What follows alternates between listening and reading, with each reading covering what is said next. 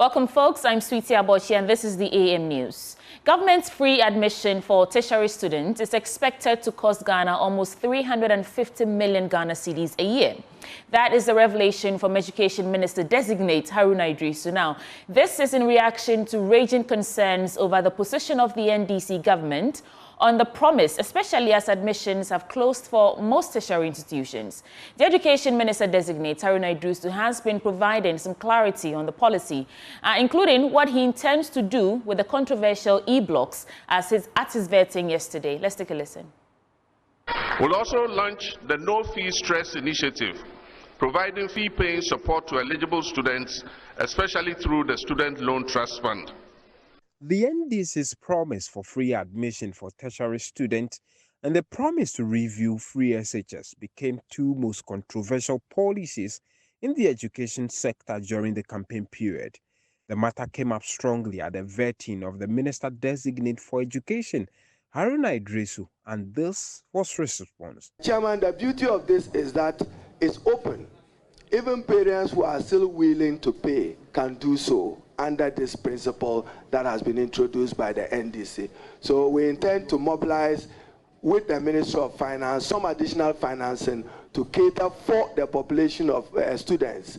It will be in the region of 125,000 as I look at it, and will provide 375 million Ghana cedis to support that. So every student who has paid will have a refund of his money, and the President intends to expand this over the years. When quizzed on the free SHS, the Minister Designate reaffirms that the policy will be reviewed. We will undertake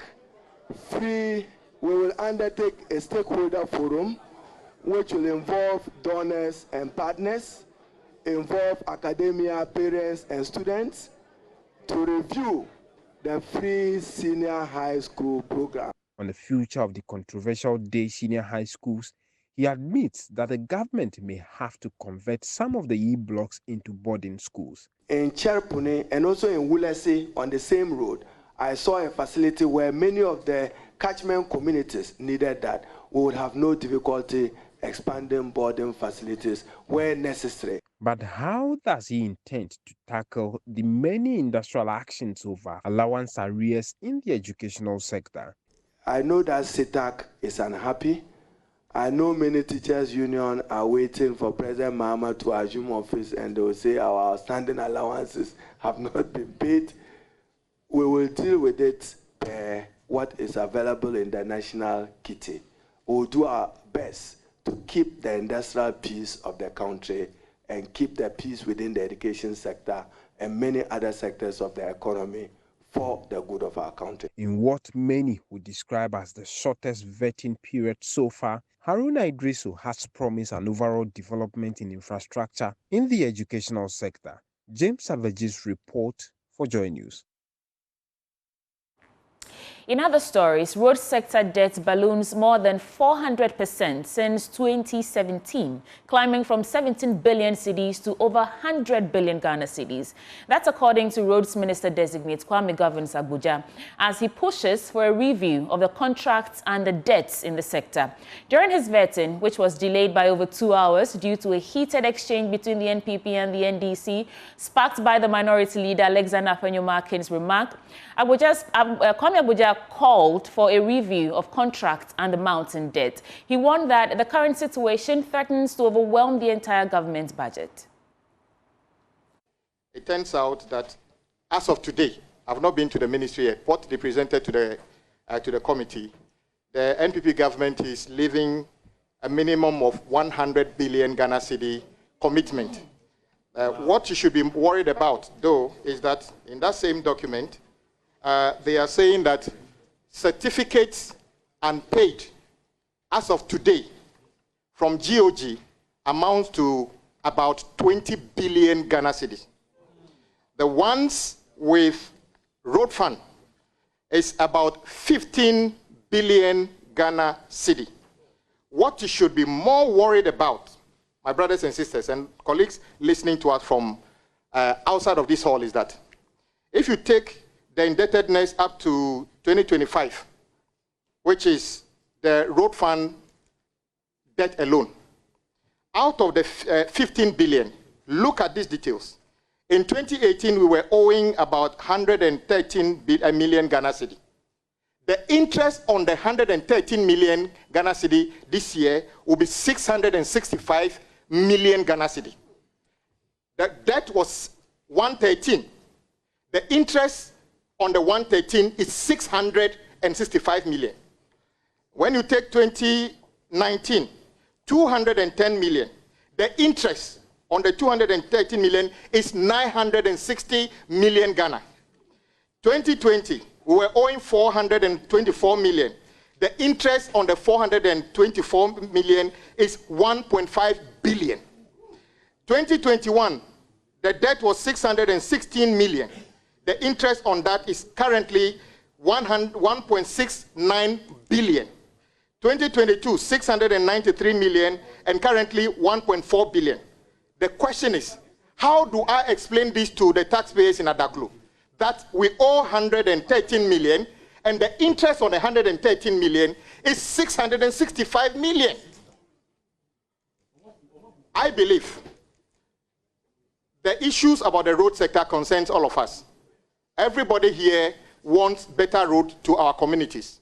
These are not monies that have been thrown away, but it's because of the way contracts are written in this country, which says that if somebody raises a certificate and you don't pay after a period of time, 30% interest accrues on it. So this, as a result of the 30%, we are made to pay 15 billion on road fund alone. The question is, the 20 billion that is, how do you call it, GOG, what will be the interest on that? Now, Kwame Governor has proposed a sector-wide review, followed by a dialogue to address the mounting debt, potentially involving some cuts. First of all, whatever solutions we have, we still owe, and we have to pay. That is why I referenced the finance minister to start with. How is he going to raise the money? I don't know at the moment. It is his responsibility to raise the money. But I think, additionally, what we should be doing is to sit down with the industry players, contractors, and the agencies that are awarding road contract. We need to sit down with them. The way we contract, the way we write some of the contracts have to be reviewed. Government itself need to take a step back to find out whether it is appropriate to keep awarding projects when no one knows where the projects are going to be financed. As for payment, it is the Ministry of Finance job to find the money. But what I can do to help, and as I stated earlier, is to bring together the stakeholders, contractors and everybody. I am sure if we were to call contractors and sit down with them and say, look, this debt, frankly speaking, the finance minister, who is the leader of the house, has already stated, if all the taxes we collect is 200 million, a billion, you can't hand over all that to just one ministry. And if you keep that money on the books, it keeps getting worse. So maybe, we need to sit down with all the stakeholders to see where we cut our losses. Do we agree with them? We pay you off a certain amount of money. If you owe a bank, we can draw the bank in. After all, did we not see the whole country try to negotiate debt that is owed, even individuals? So I think that the time has come for us to bring together all players in the road sector to see how we can make this sustainable. Governor Sagboja, the minister-designate has provided first-hand details on the Mahama government's plan to reintroduce road tolls. And he revealed that the tolls will primarily be implemented using technology rather than traditional physical booths. When the issue of the road toll started, our side, Honorable former minority leader, together with me and the former road minister, Honorable Makwata, decided to caution government that do not cancel or suspend road toll.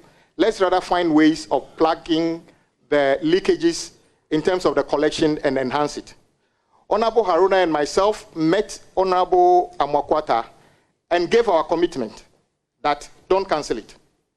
Indeed, we were surprised on the day the road toll, they claim they zeroed it. For me, it was an act of illegality. Yes, they said they just zeroed it. But it was, a road fund has got an act. It's a law. So you couldn't unilaterally do that. As a result, I believe there was a level of negligence in the way it was done. They claimed road toll was accruing only about 80 million. But today, there are contractors working for government of Ghana who are owed 5,000 cedis within the roadside. Can you imagine how many roadside weed clearers will be paid with 80 million? So they cancelled it. And our side consistently stood on principle and said, bring the road toll back. Yes, the road toll is coming back, but not in the form of building obstructions on the road for drivers to stop and somebody taking money from them. It will be coming back based on a technological platform that make it fair and that make it easy to collect, easy to account for, and for the public to know what the money is actually being used for. Together with the road minister, we shall come out with a policy as to how that will be done. That is my response.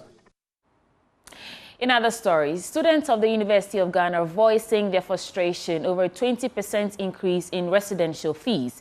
A statement from the Public Affairs Directorate of the university announced that the residential fees for halls belonging to the university, including the Commonwealth Hall, Equiafo, Legon and Mensa Saba halls, have been set at 3,000 Ghana cedis per student for the academic year, following approval by the University Council. Joy News' Collins Frimpong has been engaging some students who are urging authorities to reconsider the decision. Less than 1 week for 2024-2025 academic year to begin for level 100 students in the University of Ghana. The University of Ghana, through its Public Affairs Directorate, has issued a statement announcing a new increase in residential fees. Level 100 students are expected to pay 3,000 Ghana cedis for the academic year, compared to last year, where they paid roughly 2,500 Ghana cedis. Continuing students who the academic year began in the 2024 also have been told to top up their residential fees by additional 500 cedis. Speaking to some students in the University of Ghana, they have expressed their frustrations about the whole situation. And we have previously agreed on something, and the agreement was that all final years and continuous students will have to pay 2,000 cedis. As of, there was another increment in that fees. So we had agreed and we paid that 2,000 cedis. And then I just wake up Sunday and I heard that I saw a message circulating that there was an increment in the residential fees again. So I think this I would say that it is an autocracy decision that I've taken. Right now I've paid my hall fees 2,000 cedis, and now they're sending another information that I have to pay an additional 1,500 cedis. Is going to be stressful. What if my parents are not able to afford? I still have to go through another stress during the vacation to make up that money to come and pay. Increasing residential fees, without any prior notice, without giving us ample time to prepare. We are still in school. Our parents are still sending us money. We still need to feed. There are few projects to be done. All these things cost money. And then you're also telling us that you have increased our residential fees from 2,000 cedis to 3,000, or even potentially 3,400 Ghana cedis. Who does that? Students in the University of Ghana are appealing to the university management to reconsider the increments. Management will have to review their decision in that. What have been issued to students this week, management will have to reconsider their decision and then consider the situation of the students currently. Some of us are here, we barely eat for, we have something we call information 001 a day. Even the ones I'm talking about, students don't get a better food to eat. Over the years, we got to know that the traditional halls are always something that we believe to be in the hands of the government. So the government makes sure that he does what he could to make it affordable for the normal people or average people to get it. Now, if it is also competing with the diaspora and the other halls, I don't really see the difference. So the 2024-2025 academic year began in October for the continuing students, and the level 100 students were also expected to report to school in January. Reporting for Joy News, Collins Frimpong. Nightlife in Obasi is grinding to a halt as residents cite security concerns following that recent clash between the military and some illegal miners who breached the security fence of one of the abandoned concessions of Anglo Gold Ashanti. Some night hawkers along the street and lorry stations in the town are now ending their trading activities hours before their usual closing time. The residents are eagerly anticipating amicable resolutions to the impasse to restore life to the gold mining town. Emmanuel Bright-Kweku is in Obasi and reports. It's about 8 p.m. in Obasi, and most of the streets in the gold town are becoming empty.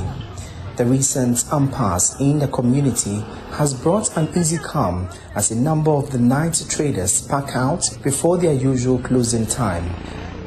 Atajwa sells bread along the Mangwase stretch of the main Obasi road leading into the town center.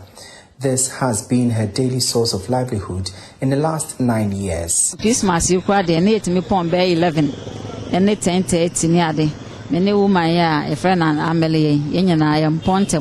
During Christmas, we could close around 10 p.m. and 11 p.m. We usually don't close early, but following the incident, we have to pack our stuff and leave early.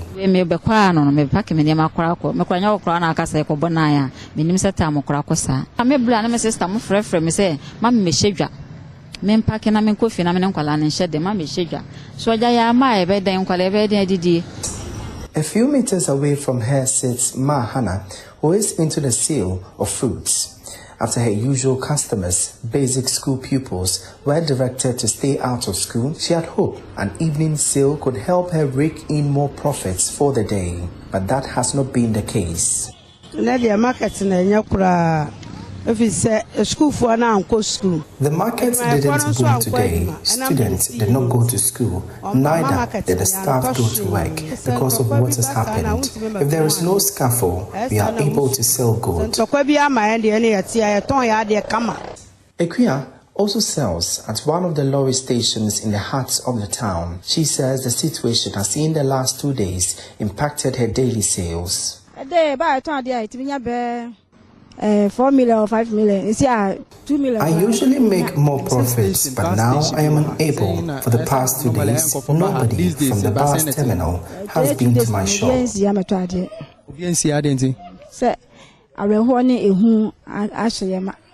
According to the residents, the recent killings of the miners have thrown the once buzzing town into silence. By now, you should expect a lot of people around, but that's not the case today. Following the violent clash in the town, security has been tightened to avert any escalations. The heavy security presence in the town is, however, bringing some relief to the residents.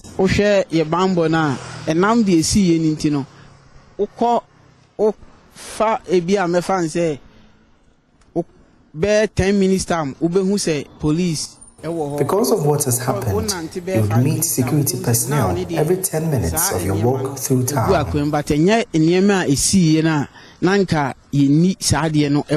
Apart from your barriers, your police for no one.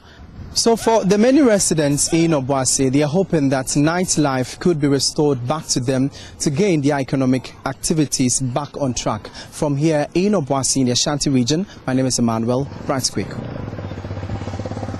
Moving on, a total of 156 persons in the Upper West region are undergoing vetting processes to be nominated as municipal and district chief executives in the 11 administrative municipalities and districts of the region.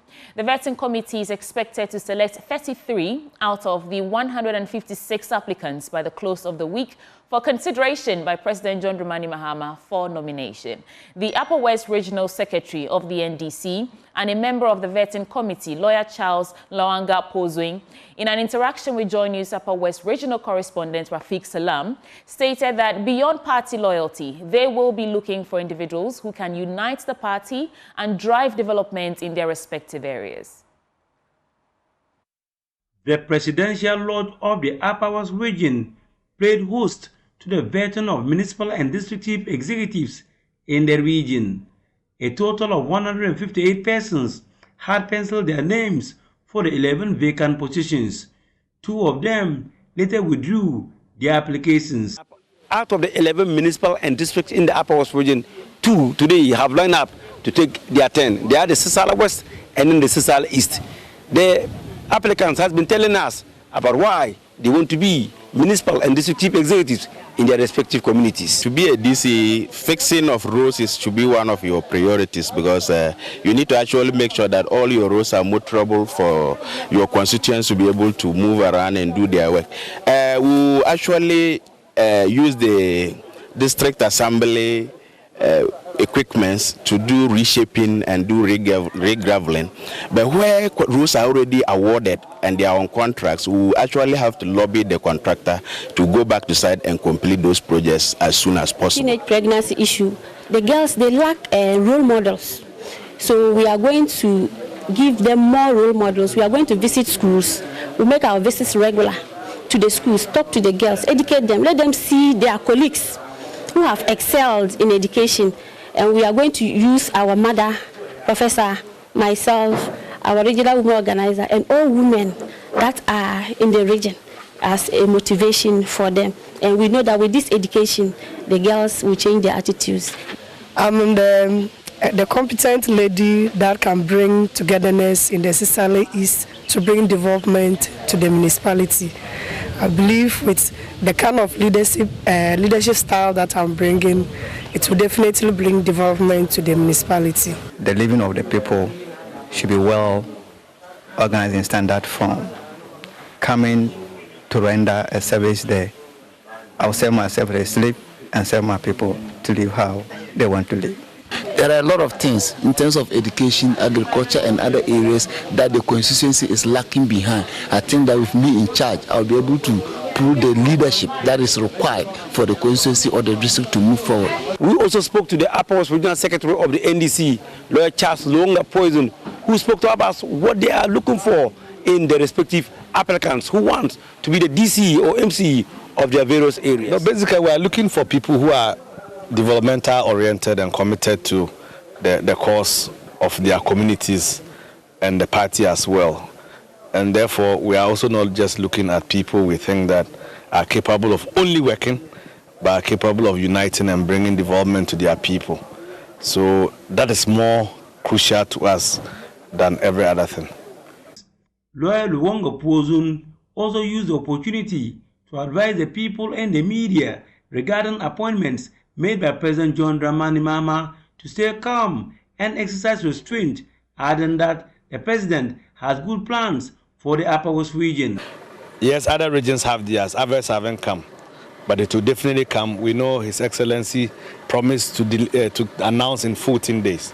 So tomorrow is the 21st, and that is the 14th day after swearing in. So even if it doesn't happen today, we believe that it will happen tomorrow.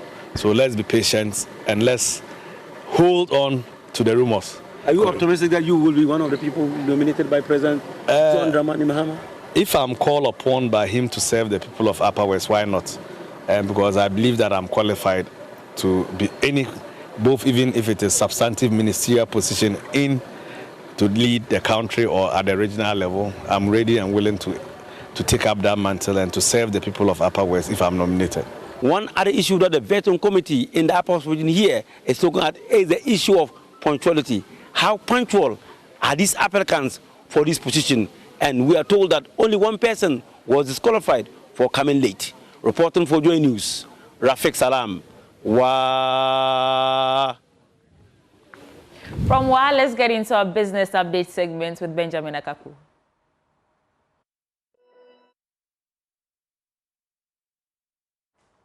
Thank you for staying for business. And our first story. The Minister-designate for Food and Agriculture, Eric Opoku, has announced the government will be deploying several methods to address the rising food inflation in the country. He contends the Feed Ghana program, farmer service centers, among other key initiatives, will be introduced to control inflation. These, he believes, will go a long way to bring food inflation down. Mr. Opoku made these known when he appeared before the Appointments Committee of Parliament. To address food inflation in Ghana, you need a multifaceted approach. First, you have to work towards increasing production, food production. And that's the reason why we are introducing the Feed Ghana program. Second, you have to work towards the reduction of cost of production, reducing the cost of agricultural production. And that is why President Mahama wants to establish the farmer service centers. These farmer service centers, when established, we are going to deploy agricultural machinery, tractors, tillers, combine harvesters, to these centers. And Mr. Chairman, this time round, we are not going to import only the big tractors. We have taken consideration of the fact that 90%, almost 90% of our farmer population are into peasant farming, and they do not have the capacity, regardless of the subsidy placed on the agricultural machinery, to procure. And so we are going to bring in more of mini tractors, mini tillers, mini combine harvesters, and deploy them to the centers. Fertilizer, subsidized fertilizer will be reintroduced. And this time around, we'll distribute them through the farmer service centers. Agricultural improves this. Well, government recorded another impressive 39% oversubscription of Treasury bill sales as demands for the short-term instruments grew. That's according to auction results by the Bank of Ghana. This, however, came at the expense of mounting interest rates, which will increase interest payments. There's a business desk report on this. The government got 8.890 billion cedis from the total bid tendered by the investors, largely banks, but accepted 8.839 billion cedis. The target for the auction was 6.353 billion cedis. About 5.6 billion cedis came from the 91-day bill, representing 63.9% of the total bid. The government, however, accepted 5.648 billion cedis of the bid. For the 182-day bill, 1.318 billion cedis were tendered. However, 1.307 billion cedis were accepted. 1.883 billion cedis were tendered for the 364-day bill, in which all were accepted. Meanwhile, interest rates went up again, raising concerns about the government mounting interest rate. The yield on the 91-day bill shot up by 8 basis points to 28.41%. That of the 182-day bill also increased to 28.97% from the previous 28.96%. The rate on the 364-day bill also increased by 11 basis points to 30.17%.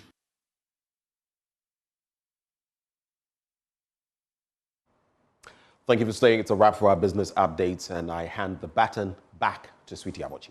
Thank you, Ben, for bringing us business updates. But you want to stay with us because News Review comes right up next. Dr. Ikuyamu Akwa is a member of the NPP communications team. Kwame Osei Griffiths is a member of the NDC communications team, and they're joining us to review the newspapers. Please stay.